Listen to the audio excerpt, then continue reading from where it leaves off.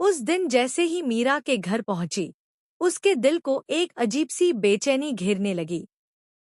उसे खुद समझ नहीं आ रहा था कि वह इतना घबराई हुई क्यों है, लेकिन उसके कदम खुद ब खुद तेज होते जा रहे थे। उसने दरवाज़ा हल्का सा खोला और जैसे ही भीतर झाँका, उसकी सांसें एक पल के लिए थम गईं। सामने मीरा और आर्यवर्धन खड़े थे, इतने करीब कि जैसे दुनिया में कोई तीसरा मौजूद ही न हो। लेकिन अनु की नज़र जिस पल थमी, वह था दोनों के हाथ। मीरा का हाथ आर्यवर्धन के हाथ में, और वह भी ऐसे जैसे वर्षों का रिश्ता हो। यह दृश्य अनु के सीने में ज्वालामुखी की तरह फूटा। उसका दिल तेज धड़कने लगा, गला सूख गया और आंखों में दर्द की धुंध जमा होने लगी।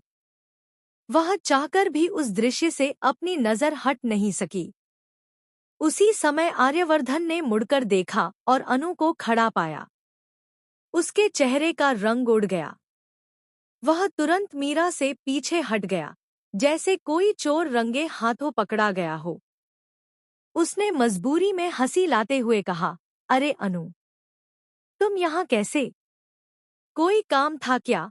पर यह सवाल अनु के टूटे हुए दिल पर किसी चाकू जैसा लगा। इतने दिनों से वह उसके एक शब्द, एक इशारे, एक सच्चाई का इंतजार कर रही थी, और बदले में उसे यह मिला। अनु ने कुछ नहीं कहा, बस एक हल्की सी सॉरी बोली और मुड़कर जाने लगी। लेकिन उसके कदमों की थरथराहट बता रही थी कि यह सिर्फ नाराजगी नहीं है, यह गहरा घाव है। आर्यवर्धन तुरंत समझ गया कि अनु गलतफहमी का शिकार हुई है, और अगर उसने अभी कुछ नहीं किया तो वह उसे हमेशा के लिए खो देगा। अनु, रुक जाओ, मेरी बात तो सुनो। वह उसके पीछे भागा, पर अनु ने उसकी तरफ देखने की जरूरत भी नहीं समझी। उसकी आंखों में गुस्से, दर्द और टूटे हुए भरोसे का तूफान था।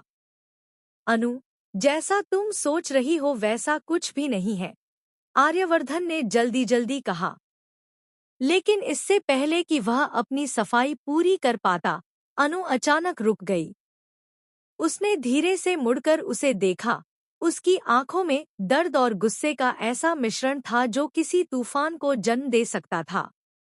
अगले ही पल एक जोरदार थप्पड़ की आवाज ने पूरे माहौल को चीर दिया। अनु ने सबके सामने आर्यवर्धन को थप्पड़ मार दिया था।